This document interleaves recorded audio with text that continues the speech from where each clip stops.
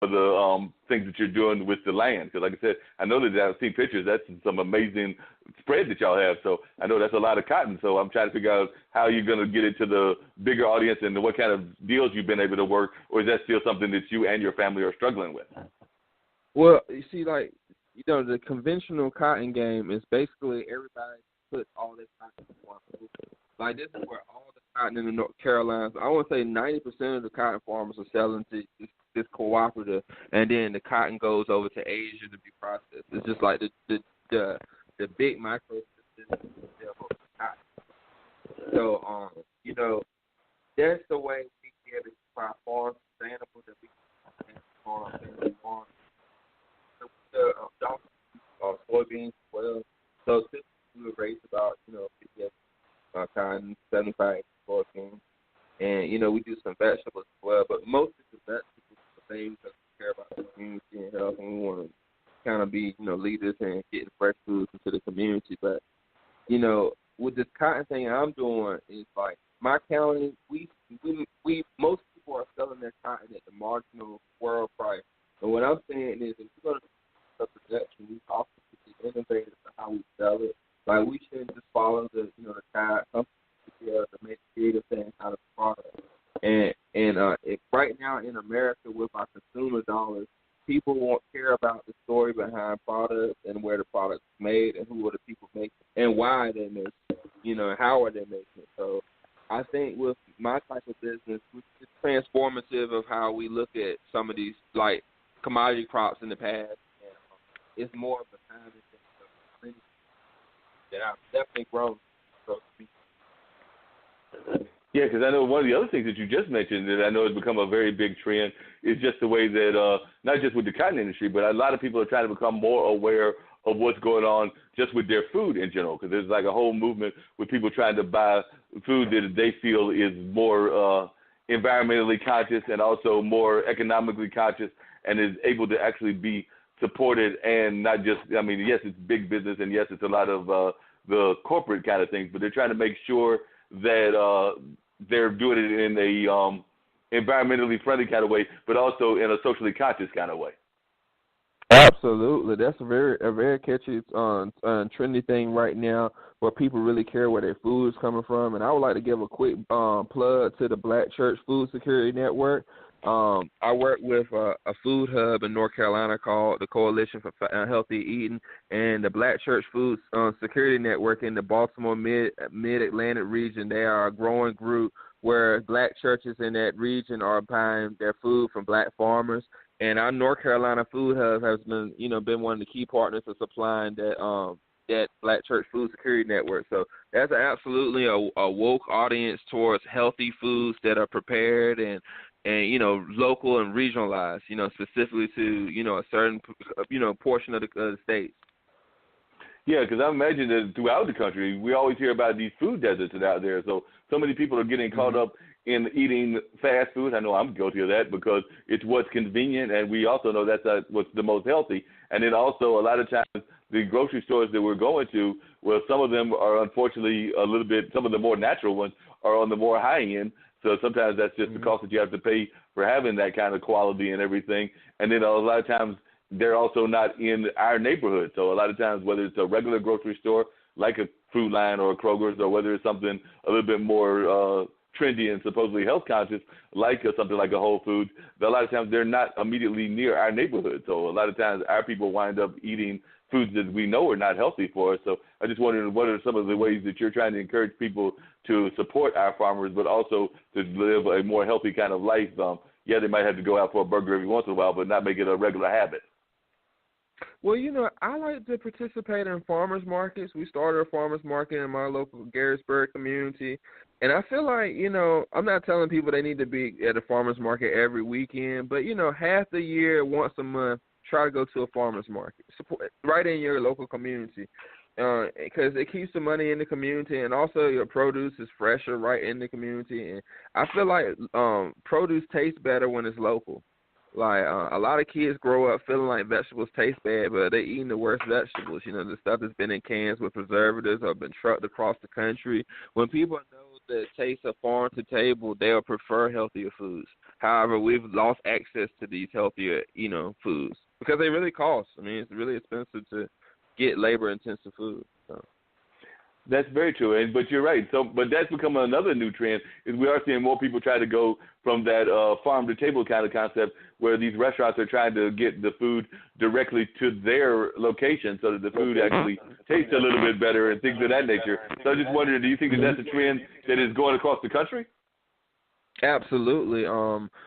April 5th, I'm actually participating in a restaurant, Applebee's Table. Like, if your audience is ever in Baltimore, please go to Applebee's Table in downtown Baltimore's Holiday Street. But there's an event where they're trying to raise money for black farmers. This group called Farms that's based in North Carolina, Charlotte, North Carolina, Jillian Hillshaw, they're partnering with Applebee's Table to do an event just to raise money to help farmers purchase farmers' produce. Like, it's really good when we can secure farmers' purchasing.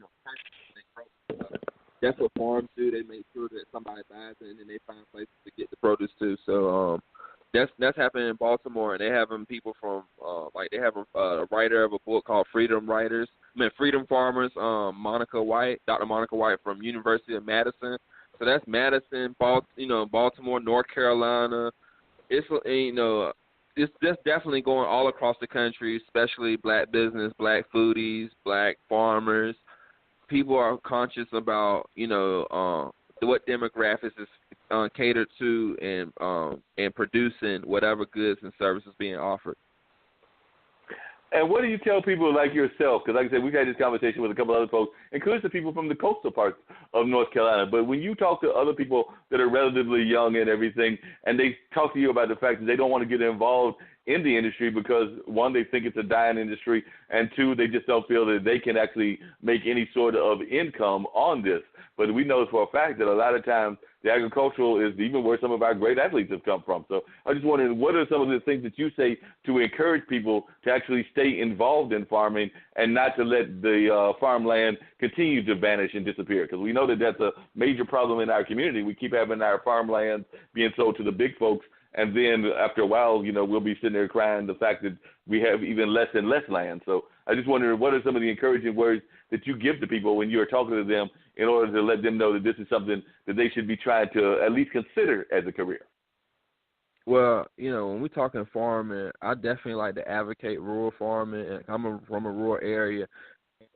Just somebody that lives in Durham but also lives in Eastern North Carolina, I want to say there's opportunity in Eastern North Carolina because we have a lot of buildings and a lot of real estate that's available at a very affordable price so a young person can get in business.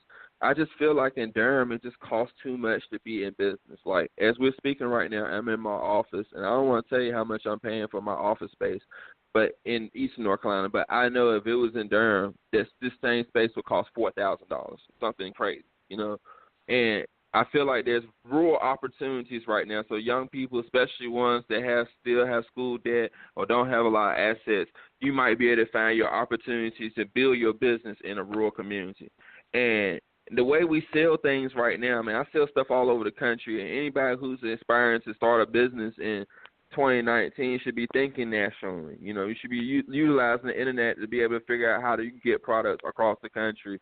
And when you're thinking in the scale of national, you need to keep your costs low. And I just know in our urban areas with gentrification and some of the issues we have going on, the affordability of being in business just doesn't seem like a possible thing. But in rural, it's possible. Use your head. Yeah. Create. It sounds like it's more. It sounds like it's more able to be done in the rural communities. But the other thing that I'm kind of curious about is, do you think that one of the things we've talked about on this show in the past is just some of the things that are not taught in schools anymore? And I remember growing up, and we're talking about the change in society. I remember that vocational courses, whether that was auto mechanics, whether that was farming, whether that was whatever, that seemed to be something that was more included and that more people did and used on a regular basis. But right now it seems that we've gotten away from that. I'm not even sure how active FFA and 4-H are to this day. I know that they're out there, but I don't know if they're as active as they used to be. So I was just wondering, how do you think we as a society are doing in terms of even finding ways like our education system to encourage people to be involved in things like farming?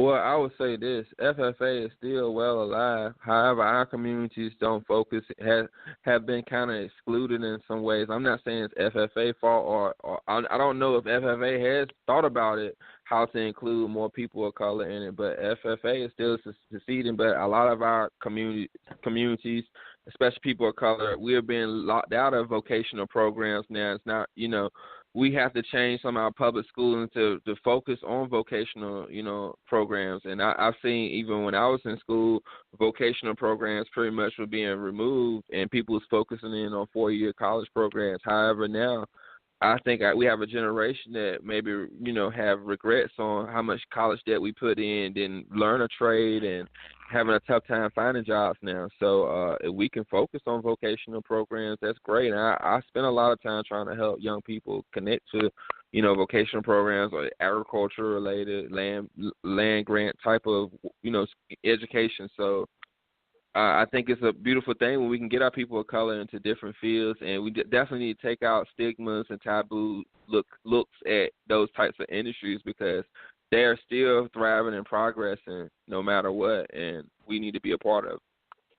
No doubt about that. Now, what do you think some of the taboos people have about farming are? I mean, one of them is that sometimes people just don't like the fact that it's hard work. I mean, a lot of times you got to get up, and I imagine you had to do that even as a kid, early at the crack of dawn, and you have to be working all the way until probably 9 or 10 until the sun sets. So I know that's one of the taboos people have is that sometimes we as a society like to do things that we think are easy and quick, and we don't like to do things necessarily that are going to be time-consuming or that are going to take a lot of effort. So I know that's probably one of the taboos, but what are some of the other taboos that and stereotypes that you hear that you have to fight against, and what are some of the ways that you fight against people that are telling you that it's too much hard work? Because, I mean, I know that's one of the things that a lot of people probably complain about when they talk to you. They're like, I'd like to get into farming. I'd like to get into some of these rural kind of communities and everything, but I also know that I don't have that kind of demeanor where I'm going to be sitting there able to tackle that tractor or tackle that harvester or tackle whatever other kinds of equipment that you need in order to have a successful farm. So I was just wondering, when you talk to folks, what are some of the ways that you fight against these stereotypes? There's so many stereotypes when you're talking about farming and rural farming and black rural farming. Where do you begin? Like, I mean, I've heard them all my life. Like, people typically think that farmers are uneducated. Well, that used to be the notion, but now farmers are some of the most educated people. Typically, you think of farmers being poor, but now to own land and significant amounts of land, now it's like looked at as being, wealthy to own that much land. So it's everything that notions used to be in farming is kind of being flipped on its head. But even still, a lot of people don't like to be outside, and I just think that some of the best living is getting fresh air and being able to sweat. Like in the urban areas, sometimes you don't get that same type of air and ability to just breathe in and take in nature. So I mean, just depends on the perspective you share. So some people don't like bugs. I mean, I don't know. Some people just don't like, sweating. So, I mean, we just have a society now that's really internet-based, and sometimes, being outside is not, you're not in that world. You're in the real world. Yeah, because that's one of the things that we've actually talked about even on this show is the fact that whether you're caught up in the internet and whether you're loving the internet and things of that nature, a lot of times we also have to find ways to enjoy nature. Like I said, it can be something that's simple. I know sometimes when I go outside, I just enjoy seeing a robin fly through the air and watching the grace of the robin, or even some of the animals that I might not be the biggest fans of. Just seeing them out in nature is a wonderful thing. Like I said, I don't know that I'm necessarily trying to roll up on some of the environments, but it's still good to see them in their own natural environment. And so I think sometimes we just forget to enjoy the environment that we actually see on a regular basis. You're right about that.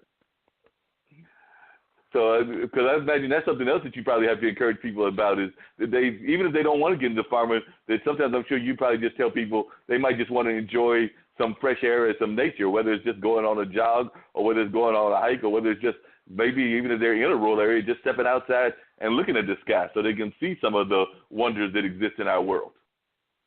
Well, I'll tell you this, just giving myself a little plug, but people have really enjoyed doing the Black Cotton Tour.